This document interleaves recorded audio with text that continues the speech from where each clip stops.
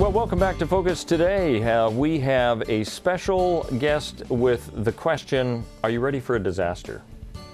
You know, we see a lot of places in the world where disasters have taken place, and we think, boy, why weren't they better prepared? I think if we looked introspectively, we'd probably find out, do I have the flashlight? Do I have the batteries? Do we have an evacuation plan? All of those things that I'm just making up as on the spur of the moment, only because I'm thinking, I don't know that I've thought of that through. Our guest is Michelle Thompson. She's with us. Hello, you're with the Southern Oregon Red Cross, and you are a readiness specialist, aren't you? Yes. Now, I want to find out all the stuff I'm doing wrong and need to do right, what we all need to do.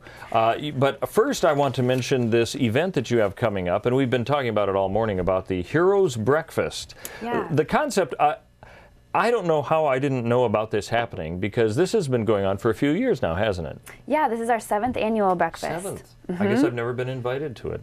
I haven't been a hero. We would love for you to come, so here's your invitation. Who are these people that you are going to be celebrating? What heroic things have they done? Do you know? I am not familiar with their individual stories, but if you come to the breakfast, we do sort of a vignette, a video of each of the heroic feats that they have done. So we're actually celebrating 6 individuals this year. Well, that's cool. For a few different categories. There's a youth category. I've got the category. Youth, workplace hero, animal hero. So it's an animal that's done something. It is someone who's done something for an animal. Okay. Yeah. I was wondering, would I be sitting next to Rin Tin Tin or something like that? Probably not. Not this person. breakfast. Okay. Maybe next breakfast, yeah. An education hero. Now that'll be interesting to know. A professional rescue public safety hero. So this is somebody who is like in the sheriff's department or police department or something? Exactly. Someone who does this for a living. And a community hero. Somebody who saved the whole community, huh? Yeah.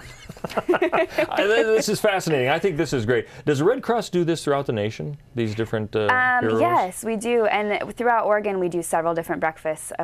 Same thing in different chapters across Oregon. We do this breakfast as well. Well, this one is coming up pretty soon, Wednesday, March 6th at check-in is 7 in the morning. This is an early thing. You can get there before go to breakfast and before you go to work, really, right? It's going to be at Bingham Knoll. That's a nice place in Jacksonville. Yeah. The old high school used to be in that location, so there it is. And you can even sponsor a table if you have a group of people you wanted to, a company maybe that wants to sponsor it, or friends.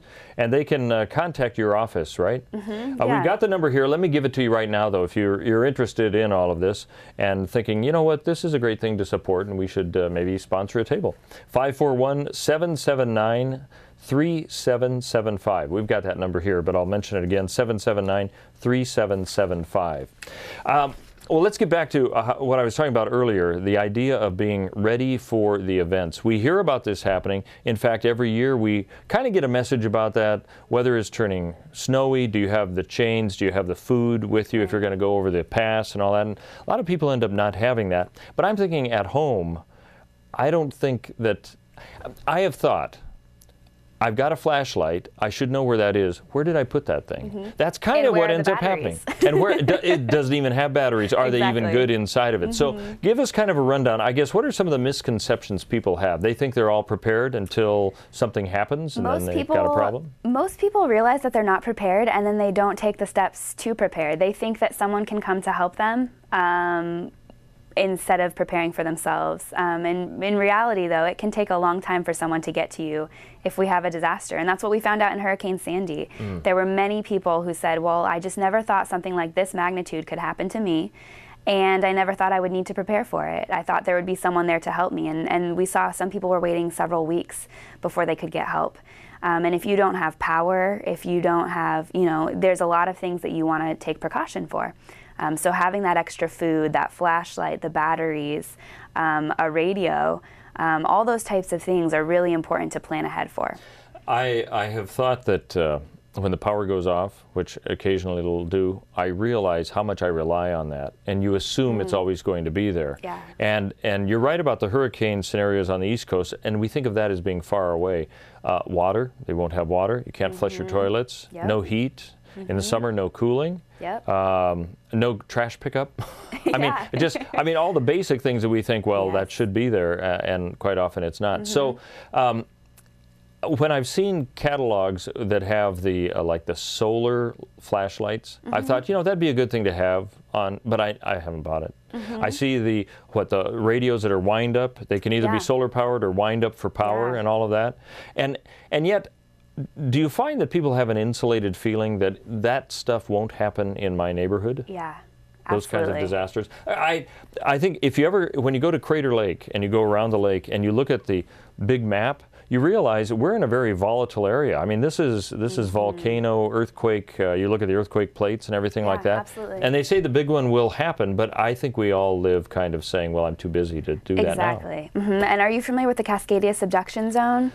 By name, yes. Yeah, but I couldn't tell you what that really is. And most people in Oregon can't, and yet that's really our big focus in Oregon with the Red Cross right now. We really want people to prepare for this because we are expecting potentially a 9.0 earthquake off the coast of Oregon. There's a subduction zone that happens, it's about 60 miles off the coast of Oregon, but it stretches from southern Canada to northern California, and we're looking at shaking for up to 5 minutes all the way out to Salt Lake City. Wow, so we would feel it here. And, yeah, absolutely. And all our infrastructure, electricity, and everything would be impacted. Okay, I had heard that that's the big one is supposed to come. I hadn't heard, though, it was supposed to be 9.0, which 60 miles off the coast is not very far. So that's, and yet we do see where the people along the coast, whether it's Coos Bay or whatever, they're even seeing the impact of the tsunami. Exactly, you know, within 6 to 15 minutes they could be seeing a tsunami. Wow. So it's even more important for folks over there to prepare, but then we've also got the influx of people that will come from the coast trying to evacuate. We'll be seeing those people coming in for shelter, for food. So if we don't have those things prepared, you know, how do we expect to take care of anybody else? You know, I think when the whole millennium was coming up, people bought all sorts of things, and you know, you get a backpack for for $70, and it might have a lot of food that'll last you for 2 weeks, that kind of thing. Well, that stuff now is expired, and that was 13 years ago. So, what are the kinds of foodstuffs you're thinking? Just canned food in general? Is that the kind of thing? Primarily things that you'll eat, things that are high calorie, things that you'll eat. Some people will put jars of peanut butter, granola bars, things that are easy and accessible. So you don't want to put a lot of things that you're going to have to cook. And those things will last too for a long absolutely. time, right? Yeah. Okay. So that's kind of the focus, and it doesn't, you know, you can buy a pre-made backpack for, you know, $70 or something like that to have in your home.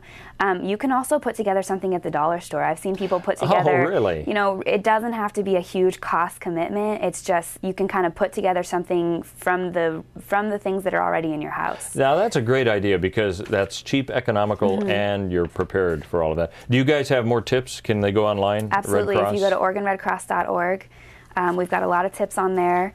You can also call our office. We can actually do free preparedness presentations. Oh, cool. We are happy to do that for your community group, for your church, for your business. Okay.